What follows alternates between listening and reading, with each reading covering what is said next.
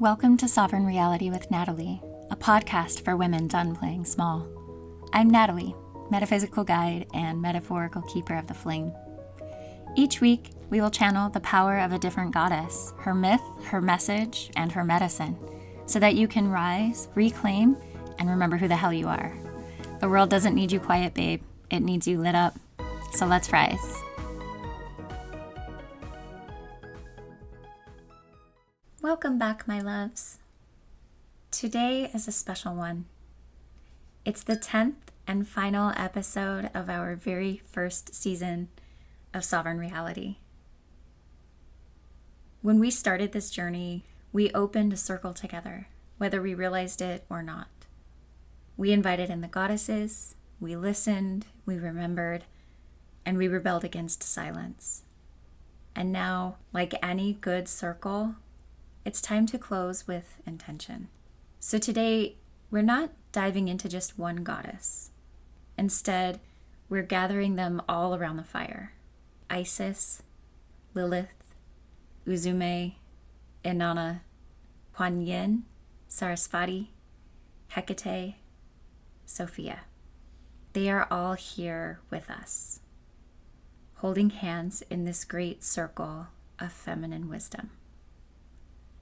Together, we'll reflect, remember, and close this season with reverence. We began this season with Isis, the great mother of devotion, loss, and fierce reclamation. Her myth is not only about magic and resurrection, it's about remembering our spiritual inheritance. It's about reclaiming what was silenced. Together we asked, what does it mean to reclaim what was taken, to call back our power, to piece ourselves whole again? From there, we called in Lilith, the rebel, the first woman who refused to submit. With Lilith, we asked, what if the very parts of you patriarchy told you to hide? Your rage, your desire, your voice, your fire were actually the keys to your freedom.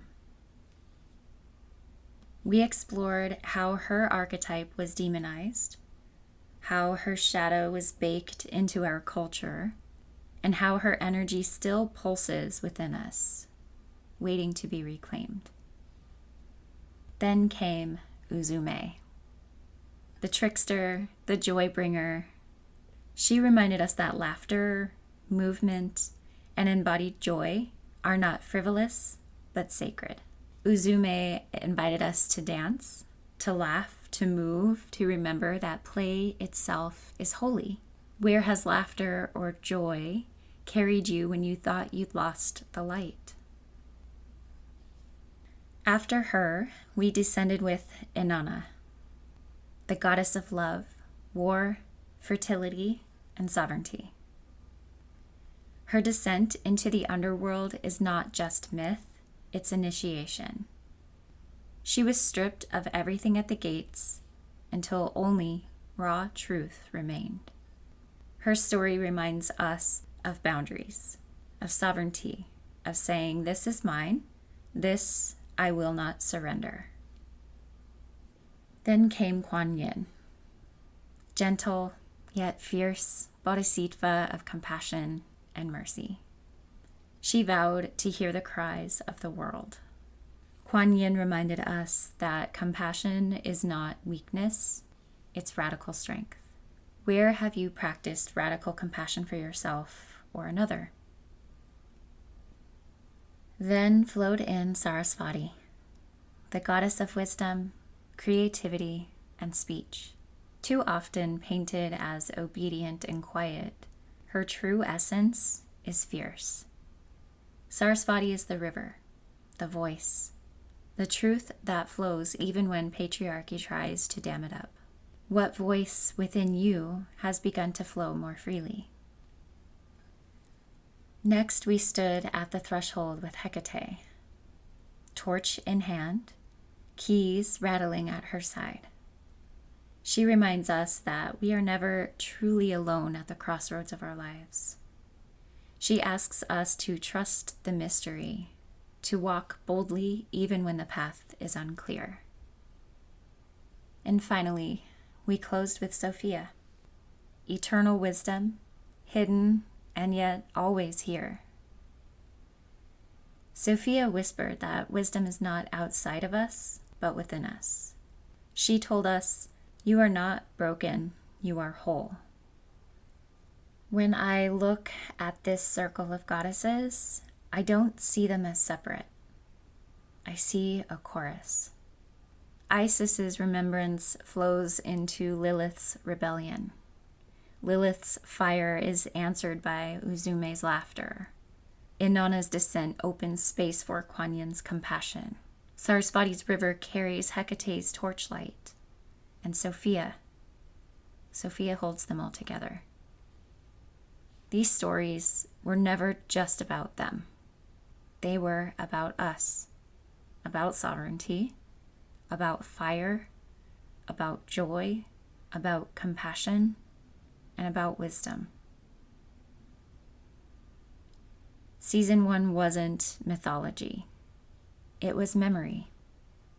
Before we do our closing ritual, I just want to say that this has just been such a joy for me to share all of these goddesses' archetypes and their wisdom and their myths and how patriarchy has silenced them or rewritten them to be something that they are not. There have been countless number of times in my life where I think, when I graduate this physical existence, what am I leaving behind? In addition to what I hope is higher consciousness, I also hope it's something like this. Something that a few years from now, or whenever somebody needs it, they find this voice. They find these stories, they find the rituals, and they start practicing them, and they start embodying them, and they start witnessing themselves as powerful.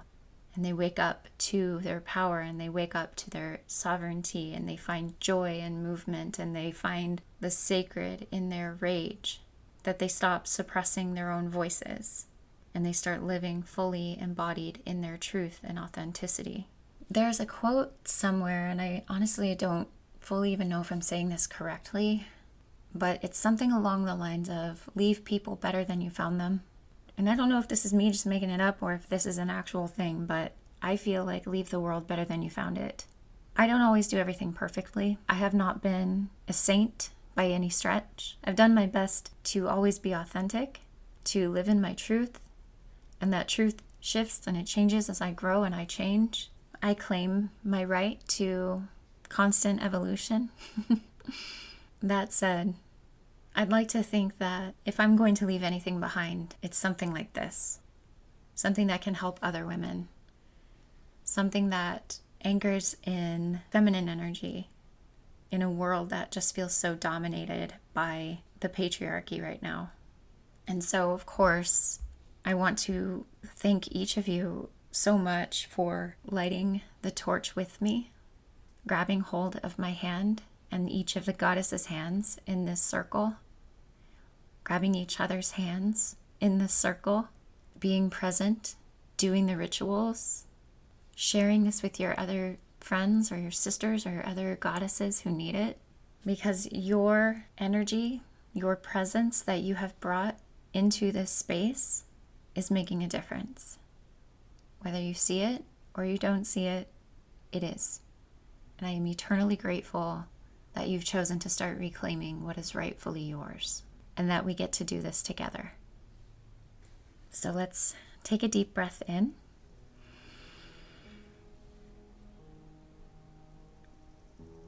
And exhale out through the mouth. We're going to imagine that we're all sitting in this great circle together. Before us, a fire is burning. Around us, the goddesses stand, holding the edges of the circle steady.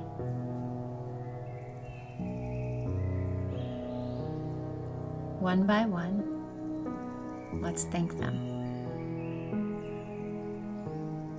Whisper their names if you like. Isis, Lilith, Uzume, Inanna, Kuan Yin, Saraswati, Hecate, Sophia.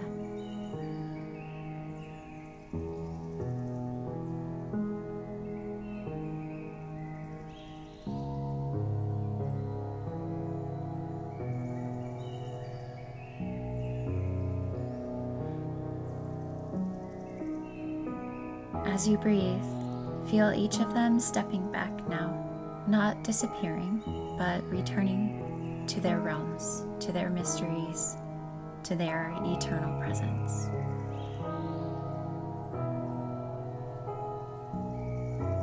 See the circle gently drawing closed, not as a cage, but as a woven basket. Strong, safe, and carrying the lessons of this season with you.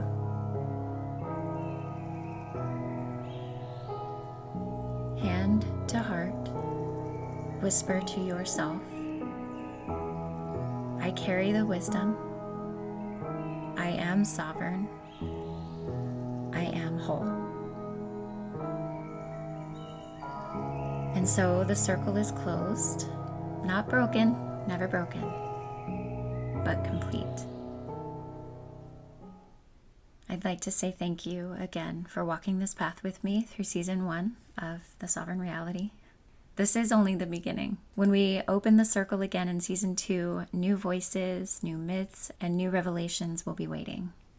Until then, I invite you to keep listening, keep questioning, and by all means, keep rising. And remember, if today's episode stirred something inside you, share it with a fellow goddess, a soul sister, or a babe ready to rise. You can also follow me for more Sacred Rebellion on TikTok and Instagram at Sovereign with Natalie. And for deeper resources and free rituals, you can sign up for my emailing list at www.sovereignsanctuary.space. As always, I promise not to spam you, and you'll be one of the first people to know when season 2 drops. Until next time, stay wild, stay sacred, stay sovereign, and keep rising, because the world doesn't need you quiet, babe. That's your divine download for the week. If this episode lit your fire, share it, leave a review, and subscribe so the flame keeps burning bright. If you want more Sacred Rebellion, you can come find me on Instagram and TikTok at Sovereign with Natalie. Remember, you are the storm. You are sovereign. Stay wild, stay sacred, and keep rising.